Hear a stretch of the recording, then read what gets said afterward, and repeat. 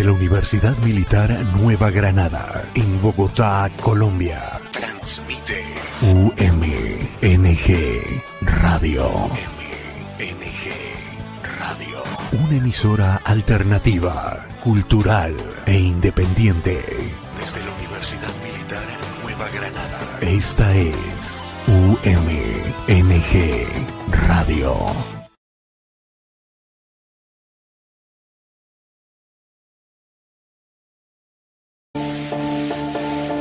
Tune in and speak up. Hello, English learners. Want to learn something interesting whilst having fun? Welcome to Tune In and Speak Up, the podcast where you'll get to know this beautiful language in depth. Each week, we'll dive into exciting topics, share practical tips, and tell you fascinating English language stories. So whether you're studying, going to work, or just relaxing, connect, listen, and let's make English part of your world. Wherever you are, whenever you want, just hit play, tune in and listen up. Tune in to UMNG Radio every Tuesday from 11 a.m. till noon. Don't just learn English, live it.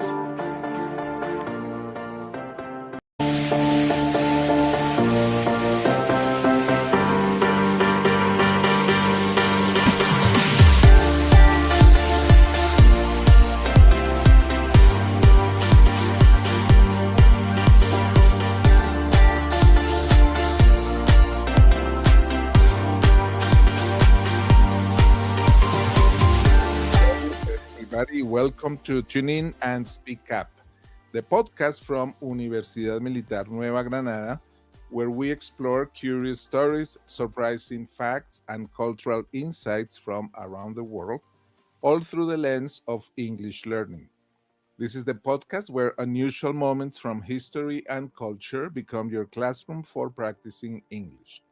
I'm Jorge Bermudez, teacher of English at the Department of Multicultural Studies at UMNG, part of the School of Education and Humanities, and I'll be your guide through some of the most unexpected and thought-provoking topics, from forgotten inventions and everyday objects to strange ideas that quietly changed the way we live.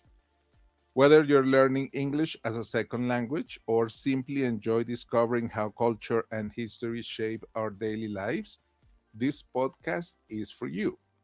So if you're ready to improve your listening skills, expand your vocabulary, and explore the hidden stories behind ordinary things, grab your headphones, tune in, and let's speak up. Today, in our podcast, Tune In and Speak Up, the pencil revolution. We're going to be talking about this simple but super important invention, the pencil revolution. In a world filled with screens, keyboards, and digital tools, it's easy to forget how recently human beings learned to record their thoughts in a fast, flexible, and forgiving way, and how powerful that ability became once it was available to ordinary people, not just scholars or professionals. For centuries, writing was slow, permanent, and often intimidating. Ink did not allow mistakes. Paper was expensive. Writing was something done carefully, formally, and often only by a small, educated group. Then, quietly and without celebration, a tool appeared that changed the relationship between humans and ideas. The pencil did not arrive as a symbol of progress or power. It did not promise speed, wealth, or efficiency. Instead, it offered something far more human: the freedom to think while writing, to experiment while drawing, and to change your mind without punishment. With a pencil, an idea no longer had to be perfect the first time. You could sketch a plan, erase part of it, and try again. You could write a sentence, cross it out, and improve it. You could learn through mistakes instead of fearing them. This simple possibility transformed education, creativity, and design in ways that are difficult to measure but impossible to ignore. Architects could test shapes before building them. Engineers could plan machines on paper before creating them. Students could practice letters, numbers, and ideas without the fear of permanent failure. The pencil became a bridge between thought and action. It was cheap, portable, and easy to use. You did not need training, electricity, or special conditions. Anyone, anywhere, could pick one up and begin. Over time, this accessibility helped spread literacy, learning, and creative thinking across societies and generations. And although technology has changed dramatically since then, the pencil has never disappeared. Even today, designers sketch before they model digitally. Scientists outline ideas before typing reports. Writers draft thoughts by hand before opening a document. The pencil remains a starting point, a place where ideas feel less rigid and more alive. In this episode, we explore how such a modest object became one of the most influential tools in human history. We will look at how it developed, why it encouraged innovation, and how it quietly shaped the modern world without even demanding attention. Because sometimes the most important revolutions do not arrive loudly. They arrive softly, one line at a time. And that takes us to our first segment, the graphite discovery story. Our story begins far away from classrooms, notebooks, and exams. It begins outdoors, in nature. In the 16th century, in the north of England, there was a quiet rural area called Borrowdale, near the Lake District. This was a place of hills, trees, rain, and sheep. Life there was slow and simple. Most people worked with their hands and depended on the land. One day, after a strong storm, something unusual appeared. A tree had fallen, and underneath its roots, people noticed a strange black substance. It looked shiny, almost like metal, but when they touched it, it was soft. When they rubbed it on their hands, it left dark marks. At first, nobody knew what it was. People believed it might be lead because it was heavy and dark. That is why, even today, many people still call pencil graphite lead, even though it is not lead at all. This material was actually graphite, a natural form of carbon. Soon, people discovered something important. When they rubbed graphite on paper, wood, or stone, it left a clear, strong line. Unlike ink, it did not spill. Unlike paint, it dried instantly.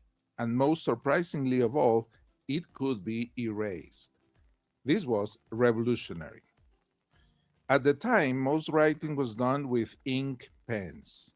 Ink was permanent. If you made a mistake, it stayed forever. Writing was slow, careful, and serious. Graphite changed that. People began cutting graphite into small sticks. To keep their hands clean, they wrapped the sticks in paper or string. Shepherds used them to mark sheep. Builders used them to draw lines on wood and stone. Artists began to experiment with drawing and shading. Graphite became valuable very quickly. The Borrowdale mine produced pure, high-quality graphite, better than anywhere else in the world. The English government soon realized its importance and began to protect the mine.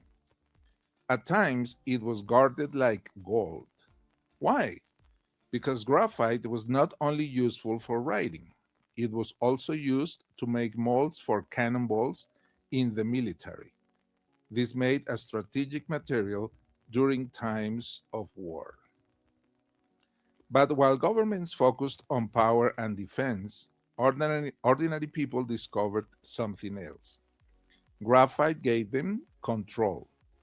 You could draw an idea, you could change it, you could erase it and try again.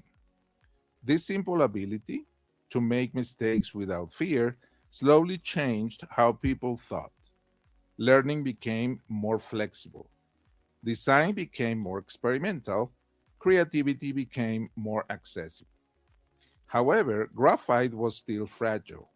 It broke easily, it stained fingers, it was difficult to carry. That problem led to a simple but brilliant solution. Someone had the idea to protect the graphite by placing it inside wood. Two thin pieces of wood were carved, the graphite was placed in the middle, and the pieces were glued together. When the tip became dull, you could sharpen it and continue using it. This was the first true pencil. It was not advanced technology, it was smart design. And from this moment, the pencil began its quiet journey from a small English valley to classrooms, studios, factories, and homes all over the world. A global revolution had started, without noise, without machines, and without electricity. Just a dark line on paper. And then we need to talk about our next segment, from England to Europe, early pencil making. Once graphite was safely protected inside wood, the pencil was no longer just a useful discovery. It became a manufactured object, and this changed its future completely. At first, pencils were made by hand in small workshops using simple tools and local materials. Each one was slightly different depending on the quality of the wood, the shape of the graphite, and the skill of the person who made it. These early pencils were not perfect, but they were practical and people wanted them. As trade routes expanded across Europe in the 17th century, graphite sticks from England began to travel beyond their place of origin. Merchants carried them to countries like France, Germany, and Italy, where craftsmen studied them carefully and began producing their own versions. However, there was a problem. The graphite from Borrowdale was extremely pure, and England controlled access to it very strictly. Other countries could not easily obtain the same quality material, which meant they had to experiment, adapt, and innovate. This challenge pushed pencil making forward. In workshops across continental Europe, manufacturers began focusing not only on the graphite, but also on design and structure. They tested different types of wood to find materials that were strong but easy to sharpen. Cedar wood, for example, became popular because it cut cleanly and did not damage the graphite inside. Slowly, the pencil became more standardized. It became longer, easier to hold, and more comfortable to use for long periods of time. These changes may seem small, but they matter, especially for people who wrote or drew every day. By the 18th century, pencil production had started to move away from individual craftsmen and toward organized manufacturing, particularly in Germany. Cities like Nuremberg became important centers for pencil making, combining skilled labor with early industrial methods. This shift had an important effect. Pencils became more consistent in quality. They became cheaper to produce, and they became available to more people. At the same time, the pencil began to develop a new identity. It was no longer only a practical tool for marking or measuring. It became closely connected to education, especially for children. Unlike ink pens, pencils were safer, cleaner, and more forgiving. which made them ideal for learning to write. Teachers preferred them, parents trusted them, students relied on them. By the end of the 18th century, the pencil had quietly established itself as a symbol of learning and preparation, a tool used not for final answers, but for thinking in progress. Yet, one major limitation still remained. Because high quality graphite was rare and expensive, pencil production was still dependent on natural resources that were difficult to control. This meant that supply could be interrupted by politics, war, or trade restrictions. The solution to this problem would not come from nature, but from science. And that solution would transform the pencil from a regional product into a truly global one. War, science, and the invention of modern pencil lead. By the end of the 18th century, the pencil had become an essential tool for learning, drawing, and planning. But its future was still uncertain because its most important ingredient, high quality graphite, was difficult to obtain and tightly controlled. This problem became critical during a time of conflict. In the 1790s, Europe was deeply affected by the French Revolutionary Wars, and international trade was heavily disrupted. England, which controlled the best graphite mines in the world, stopped exporting graphite to its enemies, including France. As a result, French pencil makers suddenly found themselves unable to produce reliable pencils. For France, this was not a small inconvenience. The country needed pencils for engineers, soldiers, map makers, architects, and scientists, all of whom depended on clear drawings and precise calculations. Without access to English graphite, the pencil, so simple and useful, was at risk of disappearing. Instead of giving up, the French government turned to science.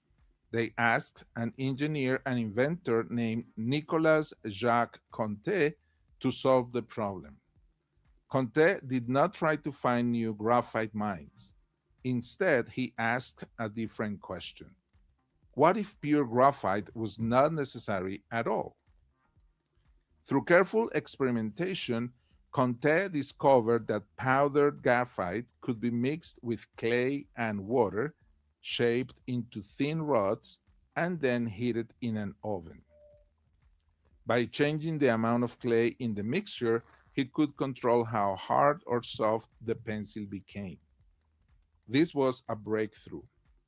For the first time, pencil makers were no longer dependent on rare natural graphite.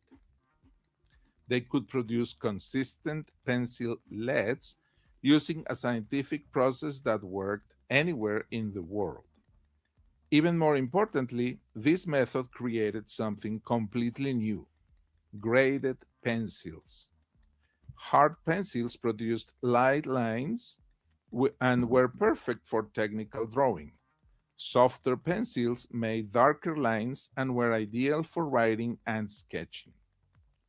This system is still used today with markings like HB, 2B, or 4H, even though many people never think about where it came from. Conté's invention transformed the pencil from a fragile product of nature into a controlled industrial tool. Manufacturers could now produce large quantities of pencils with predictable quality, which made them cheaper, more reliable, and more widely available. Science had quietly solved a political problem. What began as a wartime emergency became a long-term innovation that reshaped education, art, and design. The pencil was no longer limited by geography or conflict. It could travel anywhere, be produced anywhere, and be used by anyone. And once that barrier disappeared, the pencil was ready for its final transformation, from a useful object into a global everyday essential. And that takes us to our next segment, factories, brands, and mass education.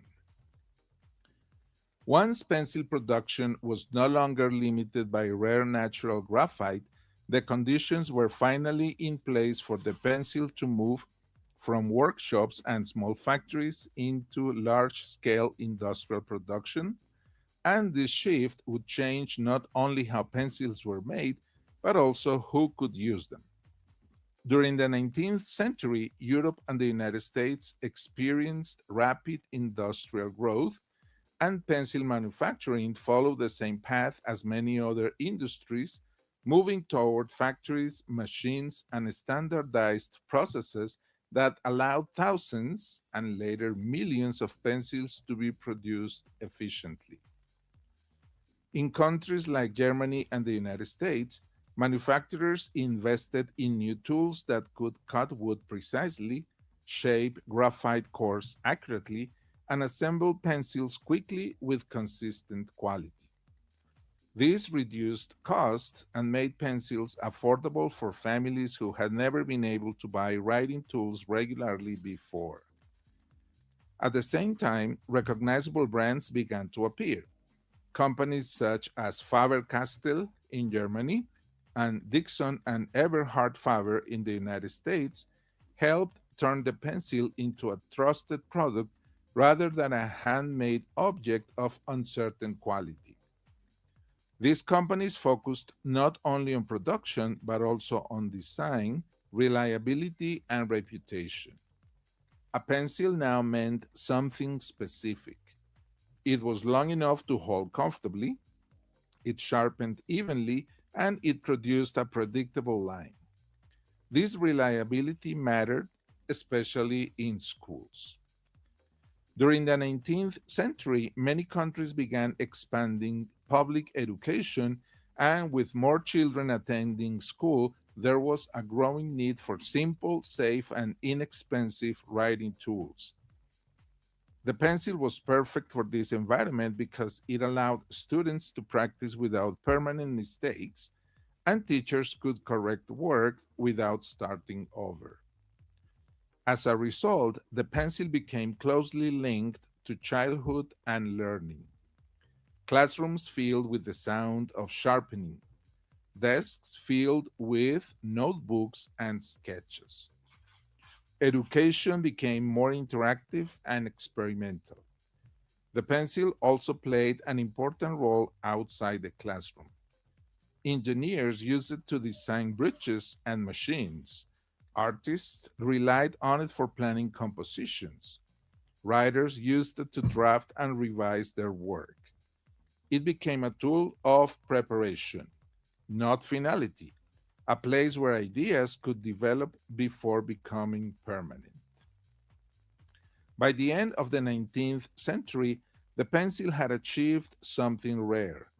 It was used by children and professionals, by artists and scientists, by the wealthy and the poor. It crossed social boundaries with ease, largely because it was inexpensive, flexible, and forgiving. The pencil did not demand expertise. It invited participation. And as literacy spread and education expanded, the pencil became a quiet partner in one of the most important changes in human history, the move toward mass learning and shared knowledge. Yet, despite its success, the pencil would soon face a new challenge. The 20th century would bring new technologies that promised speed, permanence, and precision, and the pencil would have to prove that it still mattered. Let's talk about our next segment, erasers, design, and the meaning of reversibility. One of the pencil's most powerful features is not the graphite itself, but the fact that its marks can disappear. And this ability, so natural to us today, was not always part of writing. In the early days of pencil use, there were no erasers. When people wanted to remove graphite marks, they often used breadcrumbs. Like here we see in the picture, this little piece of bread, rubbing them gently against the paper in the hope of lightening the line without tearing the surface. This worked only partially, and mistakes were still frustrating and visible. Everything changed in the late 18th century with the discovery and use of natural rubber. Scientists and inventors realized that rubber could lift graphite cleanly from paper, and soon the eraser became a separate object used alongside the pencil. Later in the 19th century, manufacturers combined the two, attaching erasers directly to pencils and turning correction into a simple, everyday action. This development may seem minor, but its impact was enormous. For the first time, writing and drawing fully accepted revision as part of the process. Errors were no longer failures. They became temporary steps toward improvement. This changed how students learned, how designers worked, and how ideas developed. The pencil was no longer just a tool for making marks. It became a tool for thinking in stages. On March 30th, 1858, Hyman L. Lipman of Philadelphia, here in the picture, received the first patent in the United States for a pencil with an eraser already attached to it. This made corrected mistakes much easier for everyday users, and it's the design most people recognize today, though the original patent was later ruled invalid because it simply combined two existing items, a pencil and an eraser. At the same time, the pencil's design began to stabilize into the form we recognize today. Manufacturers experimented with shapes, lengths, colors, and materials, eventually discovering that hexagonal or slightly round pencils were easier to hold and less likely to roll off desks. The famous yellow pencil also has a practical history. In the late 19th century, yellow became associated with high-quality graphite from Asia, and manufacturers used the color to signal reliability and value. Over time, the yellow pencil became a visual symbol of schooling, testing, and academic work, especially in the United States. Before 1889, pencils of the highest quality were typically sold with a natural, polished finish without paint. When manufacturers did choose to paint pencils, it was often to hide flaws in the wood, not to signal quality. As a result, the most common colors were dark and discreet, such as purple, deep red, maroon, or black. A Czech manufacturing company named Hardtmuth Pencil took a different approach. Instead of using color to disguise imperfections in the casing, the company wanted to highlight the excellence of its graphite. For many years, the finest graphite came from Western sources, especially England.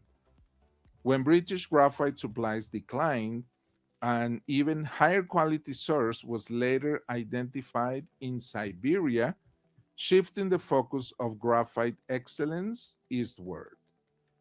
Several pencil makers, among them Hardtmuth, began obtaining their graphite from Siberia, a vast region of the Russian Empire that lies close to the Chinese border. This location was especially significant for Hardtmuth, and it played an important role in shaping the company's branding strategy. In Chinese culture, the color yellow had for centuries been closely associated with imperial authority. The mythical Yellow Emperor, regarded as a founding figure of Chinese civilization, gave the color deep symbolic value, and during the imperial period, the right to wear yellow was reserved exclusively for members of the ruling family. Over time, yellow also came to represent positive qualities such as prosperity, honor, and wisdom. By choosing yellow for its pencils, Harmuth was able to signal the eastern origin of its graphite while simultaneously drawing on these long-established cultural meanings. In this way, the color suggested prestige and excellence, reinforcing the idea that the pencil was a superior product. But mass production also raised new questions. To produce millions of pencils, manufacturers relied heavily on wood, especially cedar, which is easy to sharpen and gentle on graphite. As demand increased, concerns about deforestation and sustainability began to appear. Today, about 80,000 trees are cut down each year to produce traditional wooden pencils worldwide. This estimate is based on statistics that around 14 billion wooden pencils are made annually, and each mature tree can yield around 170,000 pencils on average. In response, modern manufacturers developed reforestation programs, alternative woods, and recycled materials, ensuring that one of the world's simplest tools could remain environmentally responsible. Today, the pencil carries a quiet but powerful message. It reminds us that learning involves mistakes, that ideas improve through revision, and that progress often depends on tools that allow us to change our minds. In a world that values speed and perfection, the pencil continues to defend something essential: the right to erase. All along this story, a problem kept on appearing. The graphite inside the pencil needed to be exposed or made sharp enough for writing. Early pencils were often whittled with a knife. This worked, but it took skill, time, and care, and not everyone had a knife or the ability to shape a point evenly. The solution came in the 19th century, a tiny tool that would change the pencil forever: the pencil sharpener. Here in our picture on the right down corner. A pencil sharpener is a simple device with one main job: to remove the wood casing around the graphite core so that the point is ready for writing and drawing. At first, sharpeners were just handle-held knives or folding blades, often used by students and teachers when carving pencils was necessary. Soon, inventors began to design dedicated tools especially and specifically for pencils. One of the earliest known patents for a pencil sharpener was granted to French mathematician Bernard Lasimon in 1828, but it was not very practical and did not become popular. More effective versions appeared later, including a design in 1847 by English engineer Walter Kittredge Foster, which started the movement toward the handheld sharpeners most people recognize today. A picture of his sharpener here in our slide. The classic handheld sharpener works with a small blade set inside a metal or plastic case. When you twist the pencil against the blade, the wood curls away in thin spirals, and what remains is a sharp point of graphite ready to write. This simple mechanism made sharpening easier, faster, and safer than trying to use a knife. In schools around the world, brands like Staedtler, Faber-Castell, and Helix became famous for producing reliable sharpeners that could fit in a desk, a pencil case, or even a pocket. These tools made pencils easy to use for everyone, not just adults, craftsmen, or writers. The pencil sharpener also influenced how pencils were manufactured and designed. Since people could sharpen pencils quickly and evenly, manufacturers began producing pencils with standard shapes and sizes that fit common sharpeners. This created a kind of unspoken ecosystem. Pencils and sharpeners developed together, each shaping how the other was used. And now this takes us to our next segment, colored pencils, when writing met color. For a long time, the pencil was almost entirely connected to black and gray marks used for writing, measuring, and planning, while color belonged to other tools such as paint, ink, or chalk.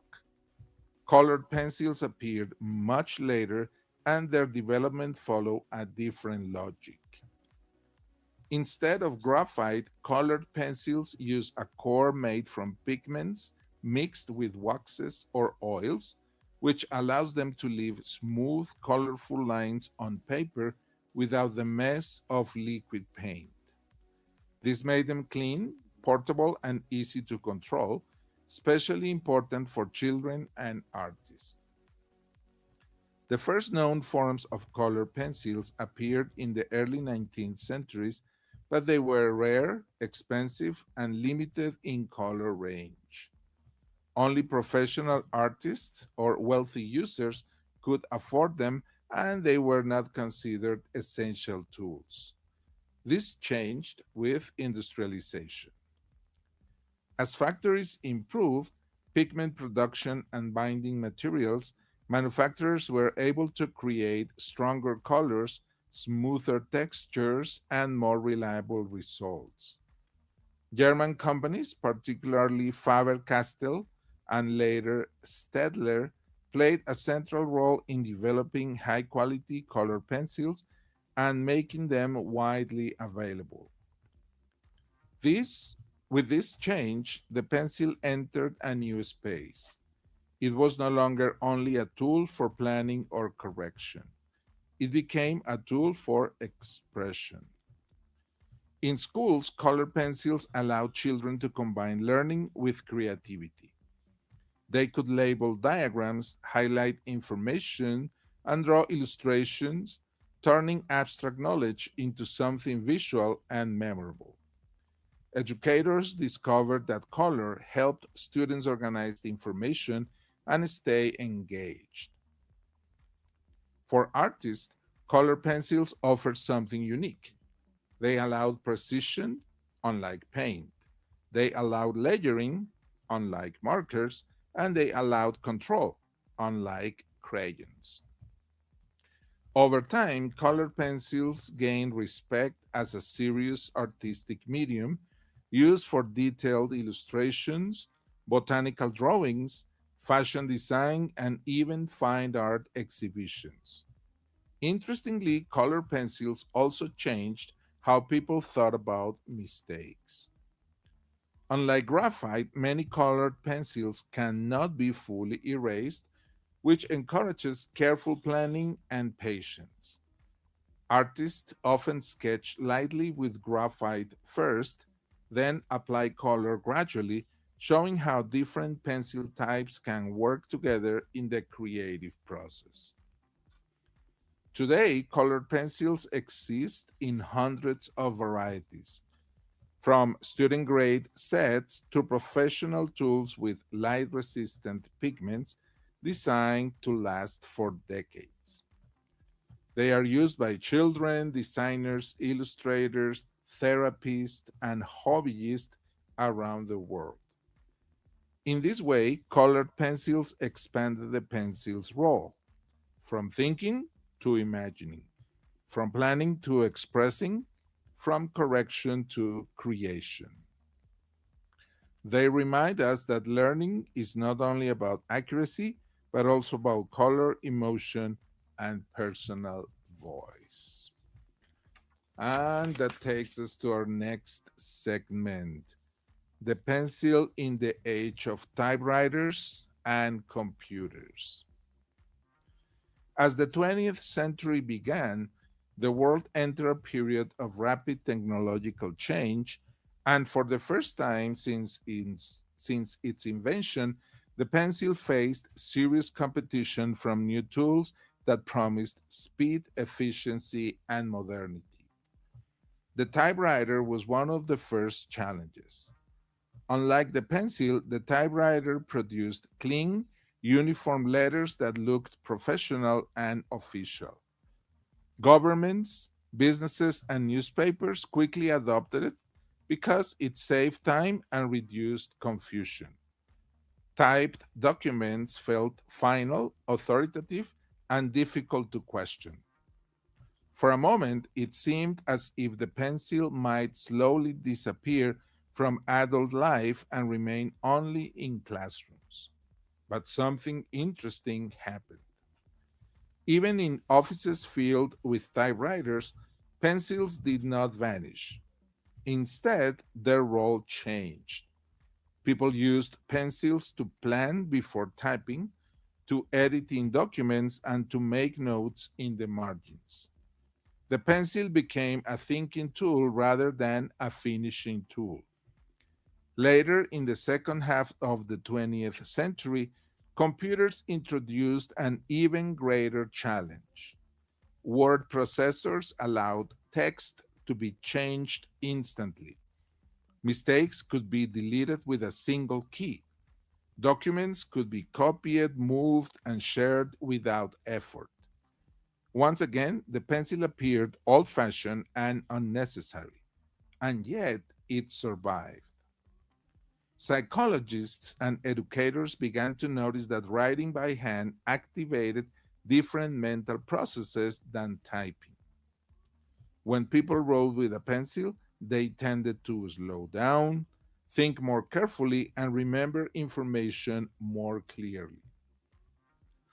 Drawing diagrams, sketching ideas, and writing notes by hand help people organize their thoughts in a more natural way.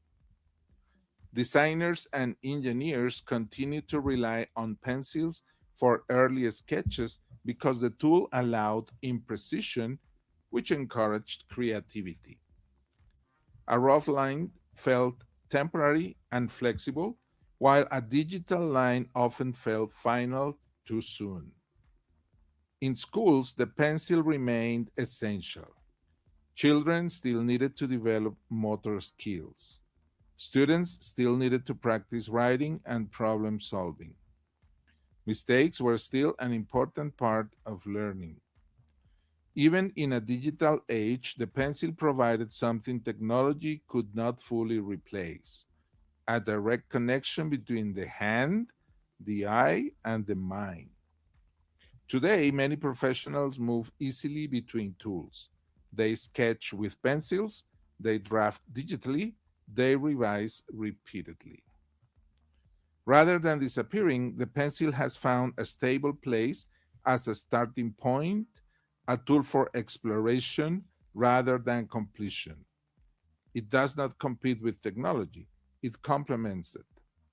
In a world that moves quickly and demands perfect results, the pencil continues to offer patience, flexibility, and permission to think slowly.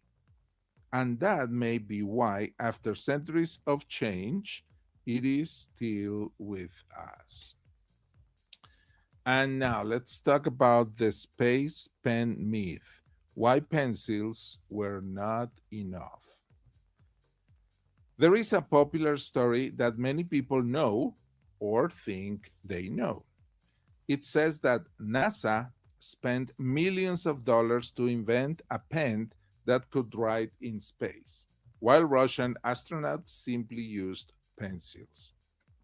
The story sounds funny, dramatic, and a little ridiculous. But like many good stories, it is not true.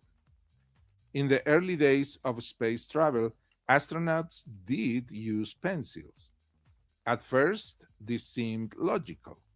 Pencils do not need gravity. They are simple and they had worked on Earth for centuries. However, once astronauts were actually inside the spacecraft, serious problems appeared. In zero gravity, small things do not fall to the ground, they float. When a pencil breaks, tiny pieces of wood, graphite dust, and sharp fragments drift freely through the air. These particles could enter astronauts' eyes, be breathed into their lungs, or float into sensitive equipment. This was dangerous. Graphite is also a good conductor of electricity, which means loose graphite dust could cause short circuits inside spacecraft systems. In an environment filled with electronics, this risk was unacceptable. There was another concern as well: fire. After the tragic Apollo 1 accident in 1967, where a cabin fire killed 3 astronauts, NASA became extremely strict about anything that could burn easily. Wooden pencils and graphite were considered potential fire hazards. So pencils were simple but not safe. Now, here is the part many people misunderstand. NASA did not spend millions of dollars developing a special pen. A private inventor named Paul C. Fisher, founder of the Fisher Pen Company, independently developed a pen using his own money. He created a pressurized ink cartridge that pushed ink toward the tip using gas pressure, not gravity. This pen could write in zero gravity, upside down, underwater, and in extreme temperatures. NASA tested the pen, approved it, and then bought it at a low price, just like any other piece of equipment. Later, the Soviet space program also adopted the same pen. So in the end, both sides stopped using pencils, not because pencils were old-fashioned, but because space changes the rules. This story is important because it reminds us of something central to the pencil's history. The pencil is an extraordinary tool on Earth. It allows mistakes, creativity, and freedom of thought. But every tool has limits. And when environments change, design must change too. Even the most humble invention sometimes needs help. And that takes us to our closing reflection: why the pencil still matters. After traveling through centuries of history, science, design, war, education, color, and even outer space, we arrive at a simple conclusion. The pencil has never been just a writing tool. It is a tool for thinking. From its beginnings as a piece of graphite pulled from the ground to its role in classrooms, factories, art studios, and spacecraft, the pencil has always adapted to human needs. It changed when materials changed. It changed when education expanded. And it changed when technology advanced. But its core purpose has remained the same. The pencil allows us to begin without pressure. It allows mistakes, it allows revision, it allows ideas to grow slowly. In a world that often demands speed, perfection, and final answers, the pencil quietly defends something essential: the value of the process. That is why it survived the typewriter. That is why it survived the computer. And that is why it still sits on desks today. Whether it's a graphite pencil used to plan, a colored pencil used to express emotion, or even a pencil that must be replaced by a pen in space for safety reasons, each version tells something about how humans learn and create. Progress does not always mean replacing the old with the new. Sometimes it means keeping what works. And the pencil works, not because it is advanced, but because it is human. One line at a time, one mistake at a time, one idea at a time. Okay, and that's it. Thank you so much for spending this time with me on Tune In and Speak Up, the podcast from Universidad Militar Nueva Granada. I hope you enjoyed our journey on the history of pencils and discovered how even the most ordinary things can carry deep cultural meaning. If this episode helped you see everyday life a little differently, or helped you connect language with history and culture in a new way, then this episode has done exactly what it was meant to do. Learning English is not only about grammar or vocabulary. It is also about understanding how people live, think, and express values through simple actions. This season, we will continue exploring unusual yet meaningful topics that reveal the strong connection between language, history, and daily experience. Each episode is designed to help you improve your listening skills, expand your vocabulary, and develop a deeper awareness of how culture shapes communication. If you found today's episode useful or interesting, feel free to share it with your classmates, friends, or fellow English learners. Learning becomes stronger when it is shared, discussed, and experienced together. And if you'd like to share your thoughts, reflections, or feedback, we would truly love to hear from you. Your ideas help us grow, and your voice helps shape future episodes. This podcast exists for learners like you, curious, thoughtful, and committed to improving step by step. We'll be back next week with another topic that may surprise you, make you reflect, or inspire new conversations in English. Until then, keep listening, keep practicing, and most importantly, keep exploring the world through language. And as always, keep speaking up. Until next time, thank you. Leito, thank you very much. Bye-bye. See you next week.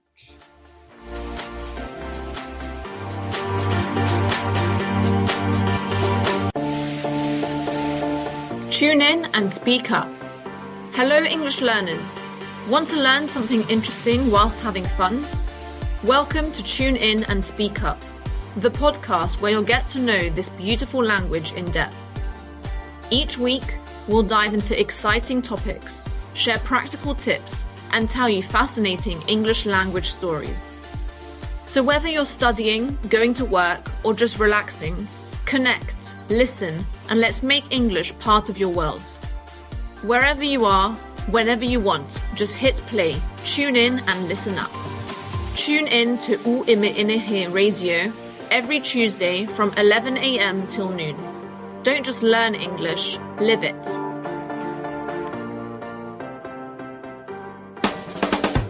Desde la Universidad Militar Nueva Granada, en Bogotá, Colombia.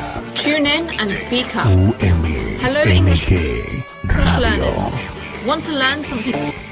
Radio. Una emisora alternativa, cultural e independiente. Desde la Universidad Militar Nueva Granada. Esta es UMNG Radio.